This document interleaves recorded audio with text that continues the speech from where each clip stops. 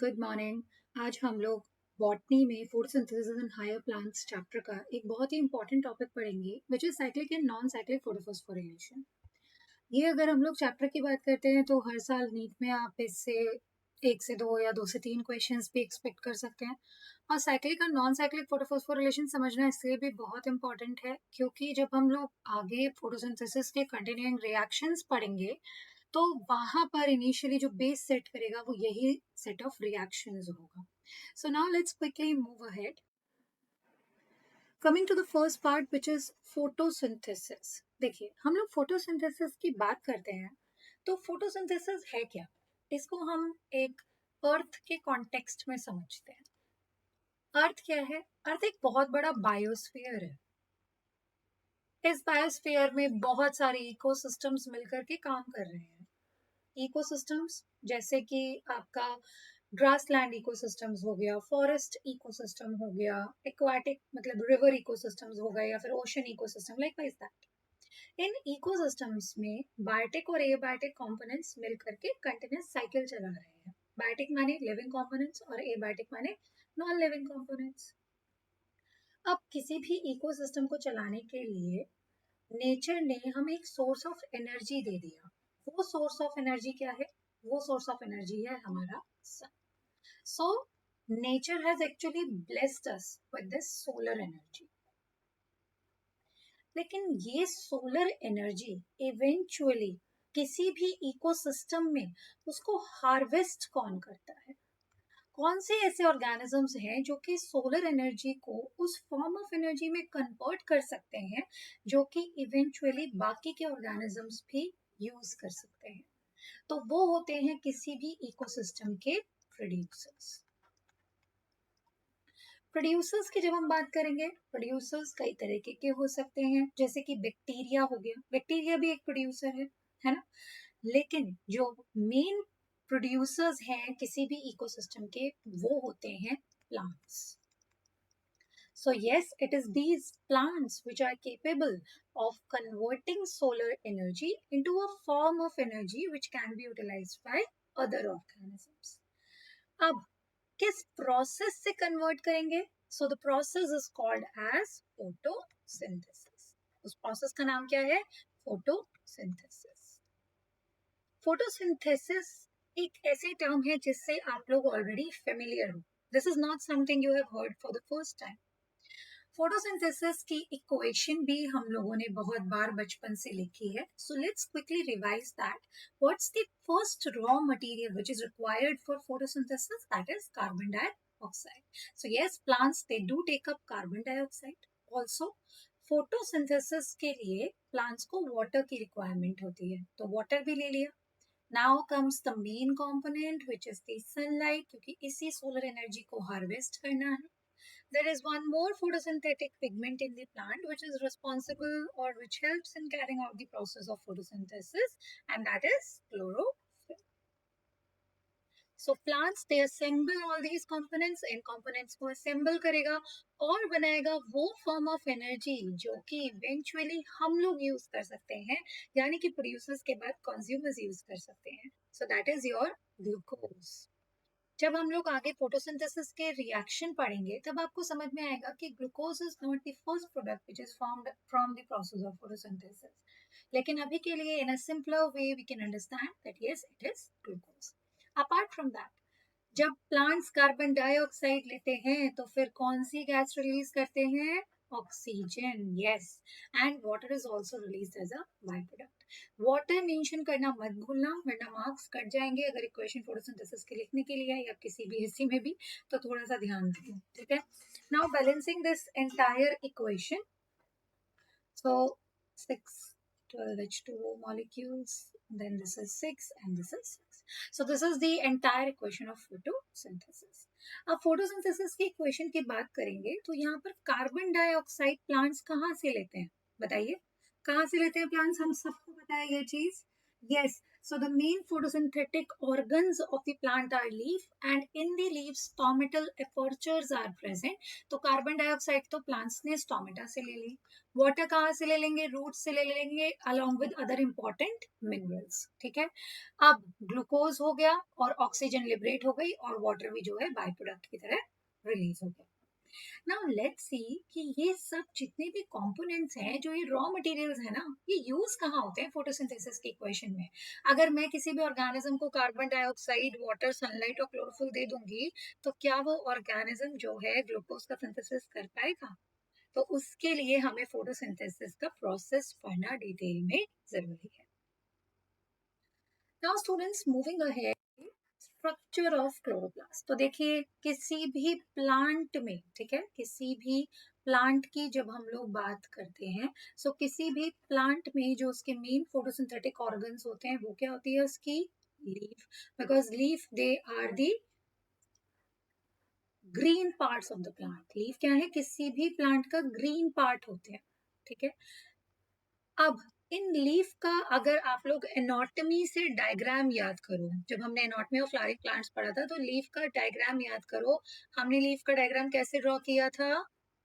हमने लीफ का डायग्राम कुछ इस तरीके से ड्रॉ किया था. So this was the upper epidermis of the leaf and this is the lower epidermis of the leaf. The upper epidermis of the leaf कोई बता सकता है क्या बोलते हैं इसको? Yes, this is called as adaxial epidermis.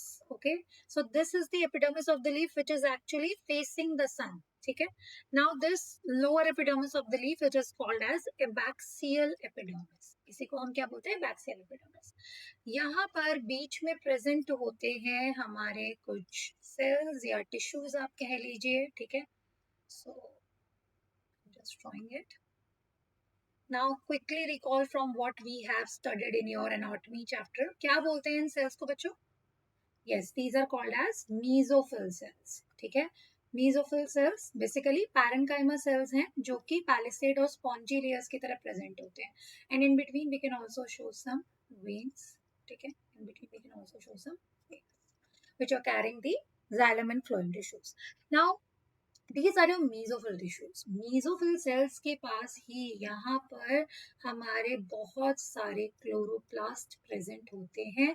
And inside a plant cell which cellular organelle is responsible for the function of photosynthesis? It is these chloroplasts. So yes, they have various chloroplast present in them. This is your chloroplast. ठीक है, अब chloroplast का structure और detail में पढ़ते हैं. तो I am again drawing it with a different colour. So chloroplast is a double membrane bounded cell organelle, यानी कि इसके पास दो मेम्ब्रेन्स प्रेजेंट होंगी. So this is its inner layer and that was its outer layer. अब यहाँ पर chloroplast में आपको इस तरीके से कुछ सैक लाइक स्ट्रक्चर्स दिखेंगे. These sac-like structures are called as thylakoids.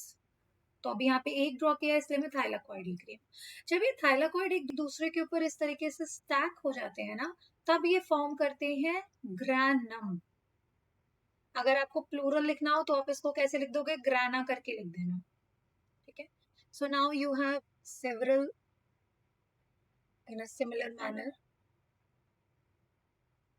ग्राना present. ठीक है, और यहाँ से इनको जो कनेक्ट करता है, दो ग्रानम को आपस में जो कनेक्ट करेगा, that is your stroma lamella.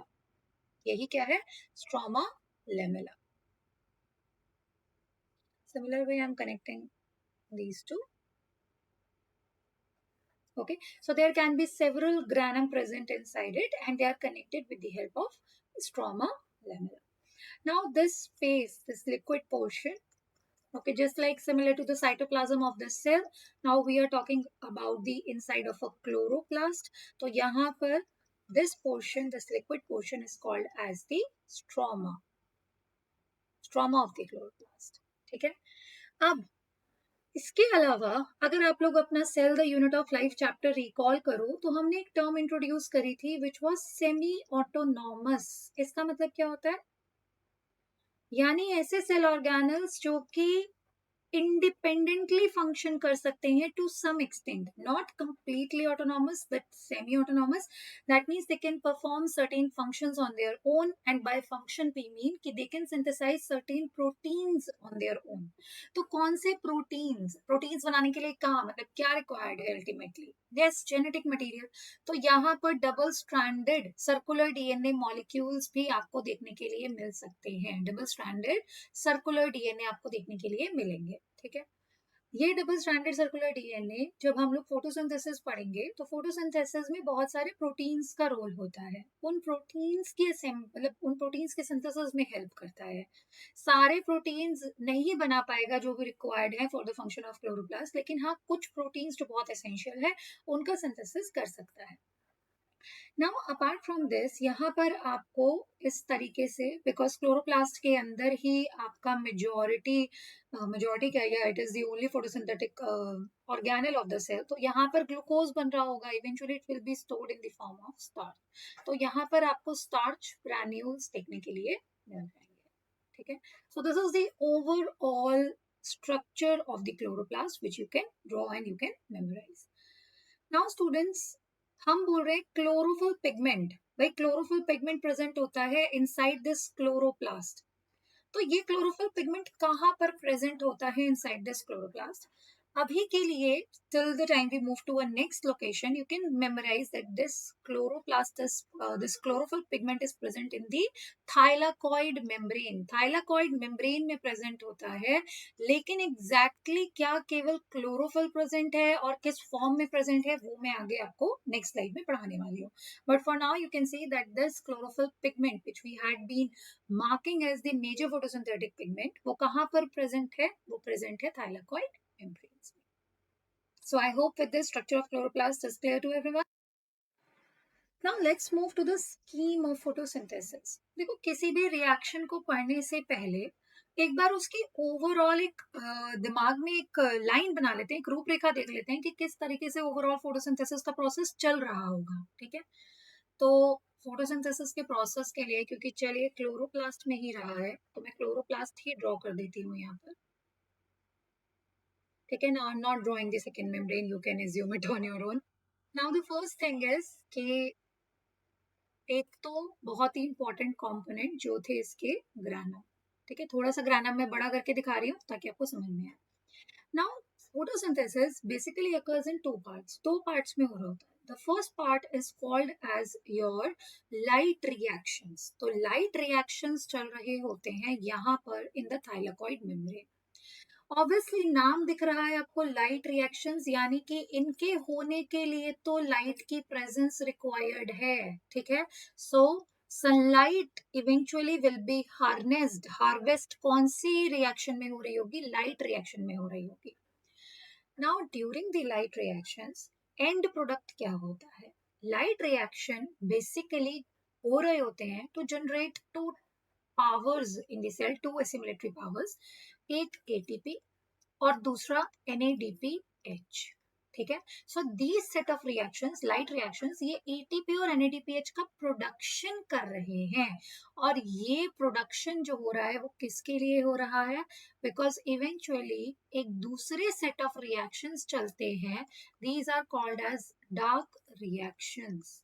ठीक है. During the dark reactions the carbon dioxide is fixed in the form of carbohydrates.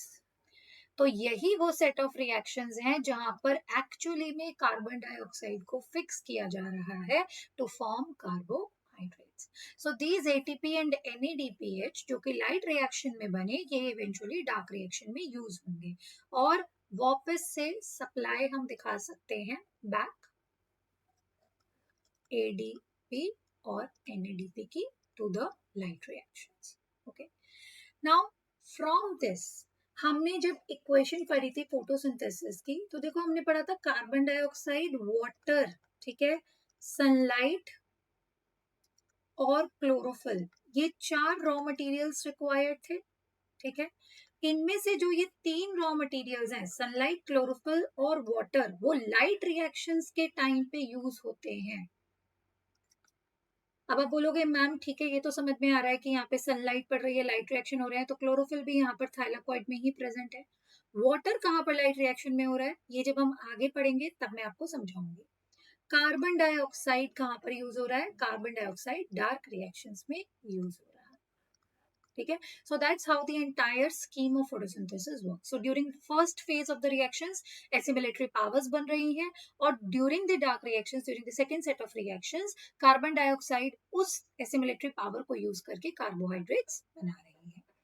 Now जो क्वेश्चन यहाँ से बहुत बार पूछा गया है during the previous year questions, light reaction की साइट क्या है, क्या होगी, तो क्या बोलेंगे हम, थाइलाकॉइड मेम्ब्रेन।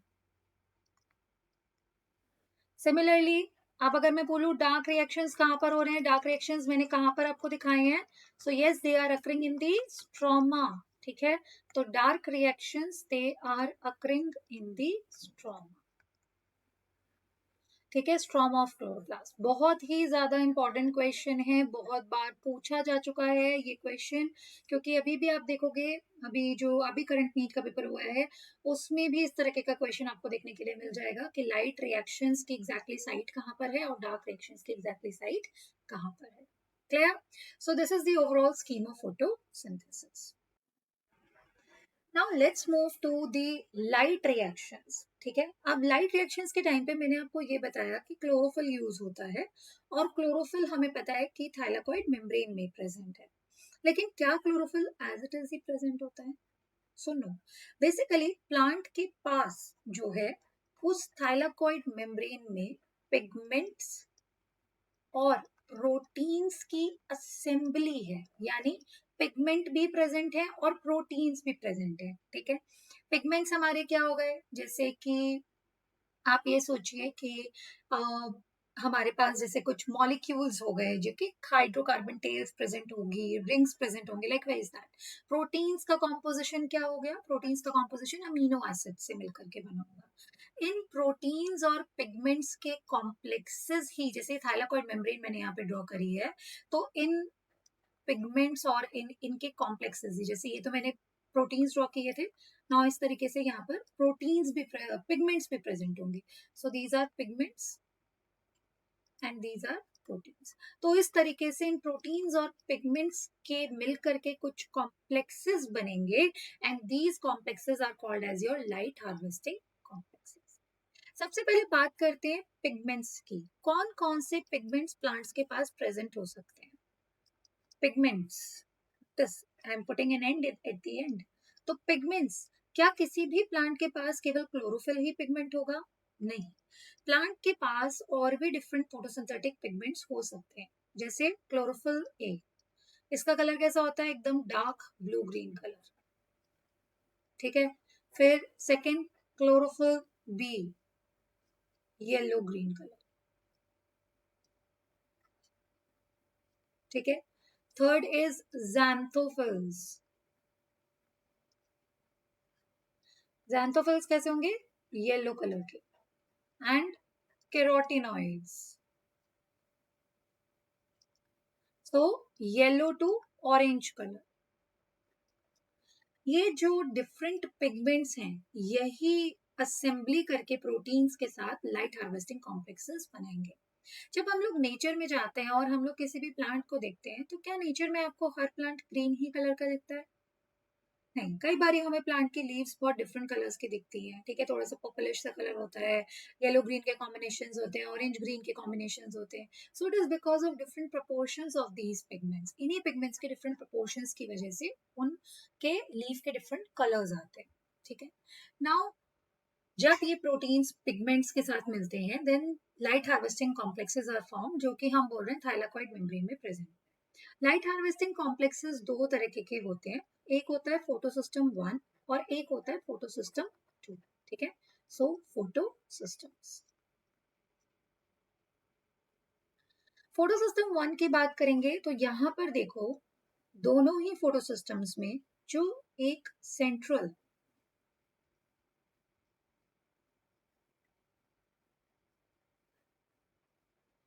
दोनों ही सिस्टम्स में एक सेंट्रल आपको क्लोरोफिल ए का molecule chief reaction centre form करता हुआ दिखेगा। Chlorophyll A. So this is forming the chief reaction centre. Chlorophyll A के आसपास आपको और डिफरेंट कलर के पिगमेंट्स देखने के लिए मतलब डिफरेंट पिगमेंट्स देखने के लिए मिलेंगे, लाइक वाइज दिस.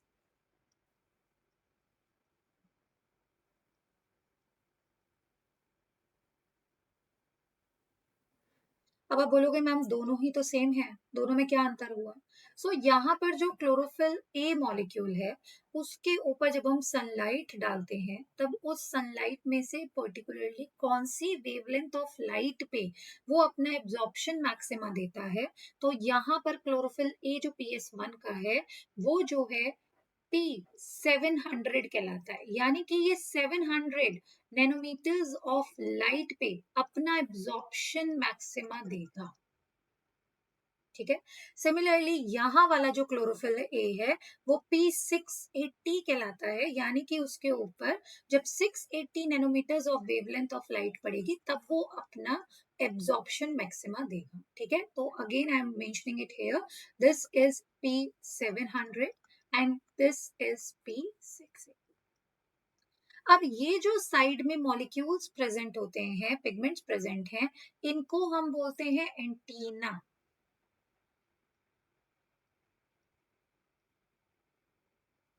और ये हो गया हमारा मेन रिएक्शन सेंटर.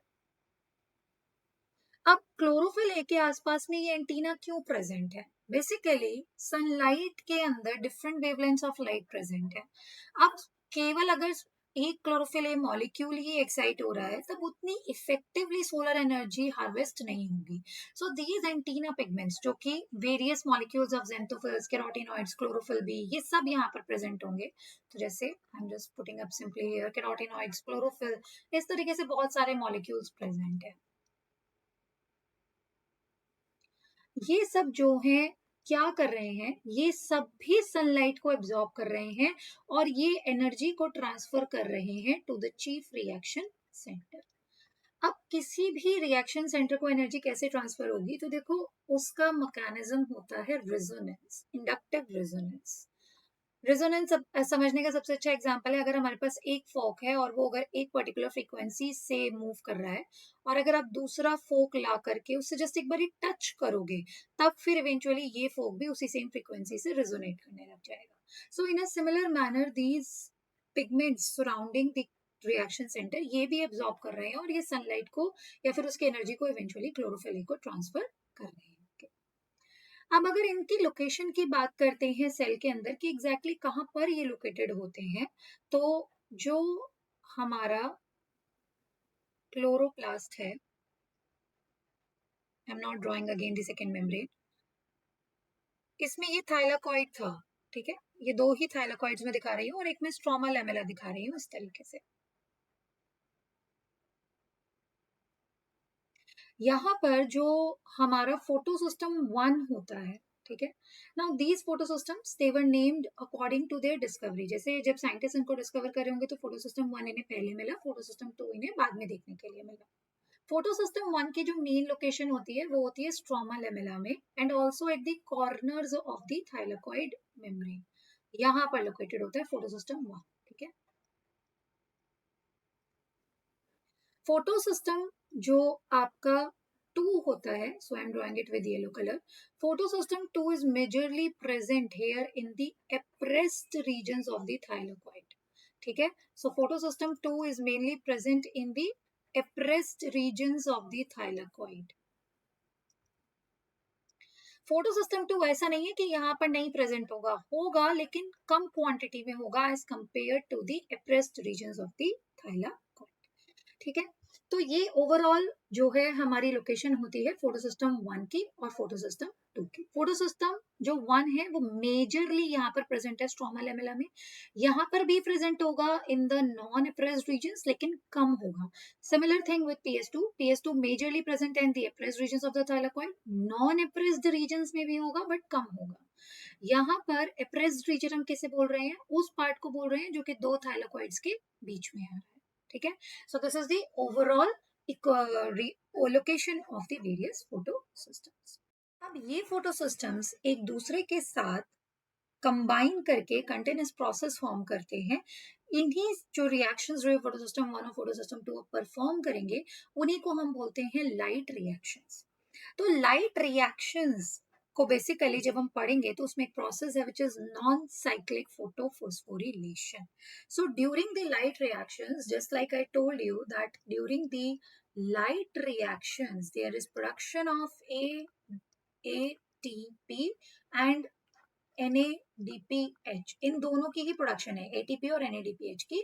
सो यहाँ पर during this non cyclic photophosphorylation, photo यानी कि लाइट की प्रेजेंस में फोस्फोरिलेशन हो रहा है, यानी कि हमारा ATP का प्रोडक्शन हो रहा है.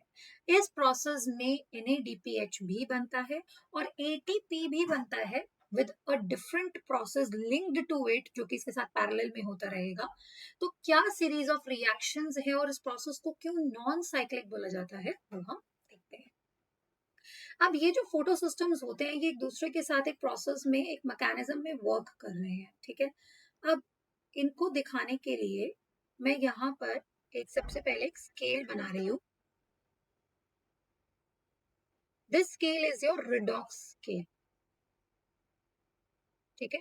रिडॉक्स स्केल में एक तरफ मैं नेगेटिव पोटेंशियल दिखा रही हूँ, एक तरफ में पॉजिटिव.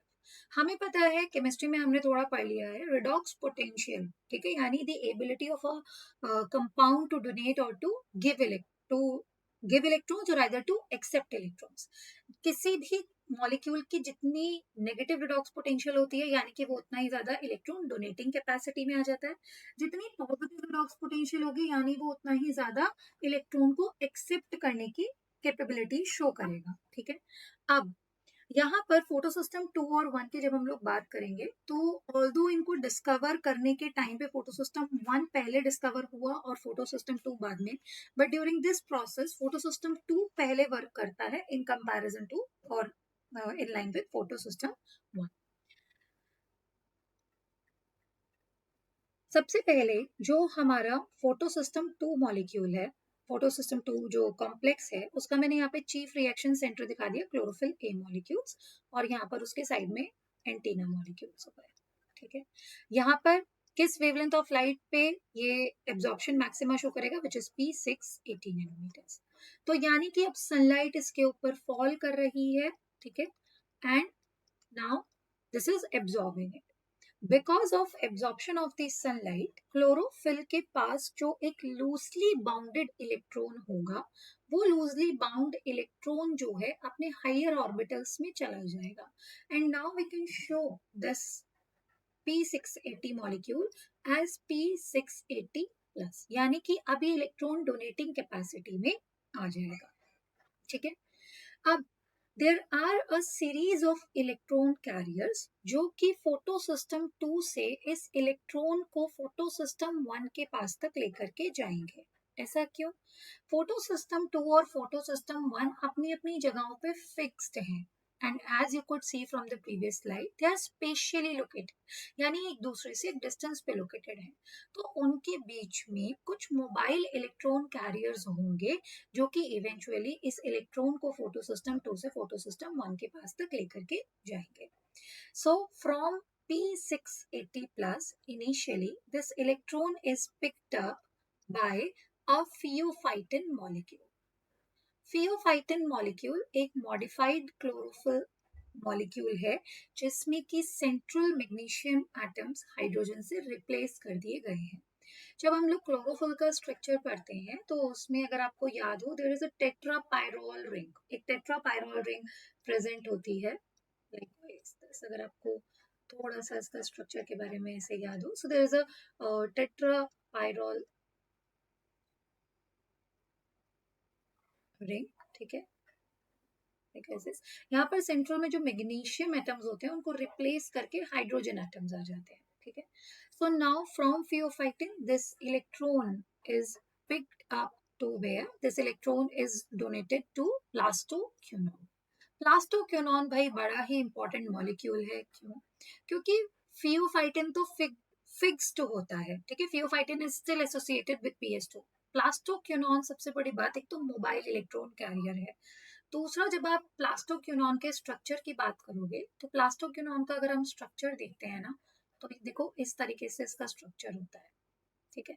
जब इसको इलेक्ट्रॉन्स डोनेट करते हैं, अभी यहाँ पे ऑल्दो मैं केवल एक ही इलेक्ट्रॉन शो कर रही हूँ, लेकिन इवेंचुअली प्लास्टोक्विनोन के पास तक 2 इलेक्ट्रॉन्स आएंगे। जब इलेक्ट्रॉन्स आते हैं तो देखो यहाँ पर इलेक्ट्रॉन आएगा, यहाँ पर इलेक्ट्रॉन आएगा। इन दोनों ऑक्सीजन एटम से यहाँ पर डबल बॉन्ड हटाने के लिए, ठीक है, क्या होगा, OH एंड OH। तो यहाँ पर 2 हाइड्रोजन आयंस या 2 हाइड्रोजन एटम्स की भी रिक्वायरमेंट पड़ेगी।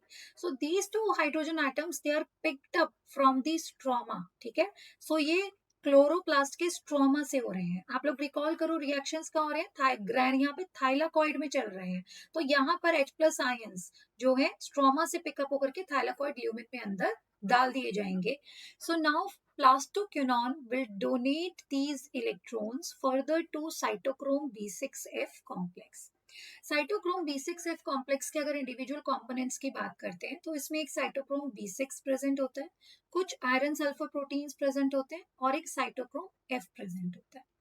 यहाँ से प्लास्टोक्विनोन के पास इवेंचुअली 2 इलेक्ट्रॉन्स जब आ जाते हैं तो ये जब आगे इन इलेक्ट्रॉन्स को ट्रांसफर करेगा तो एक इलेक्ट्रॉन साइटोक्रोम B6 के पास भी जाता है और एक इलेक्ट्रॉन आयरन सल्फर प्रोटीन के पास आता है।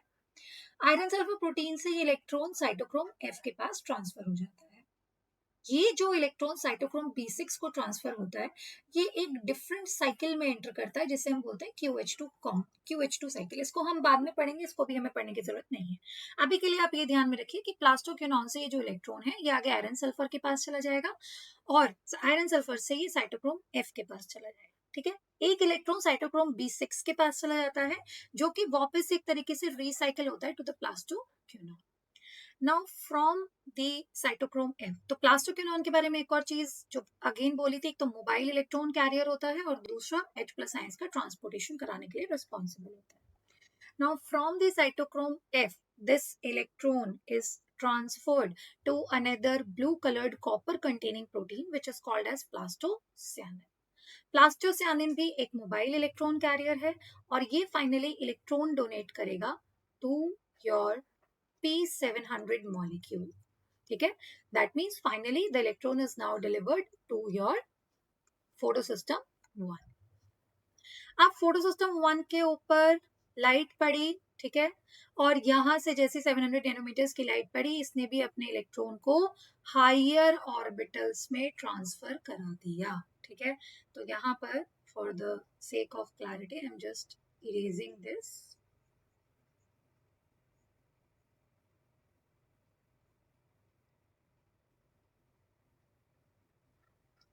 ठीक है।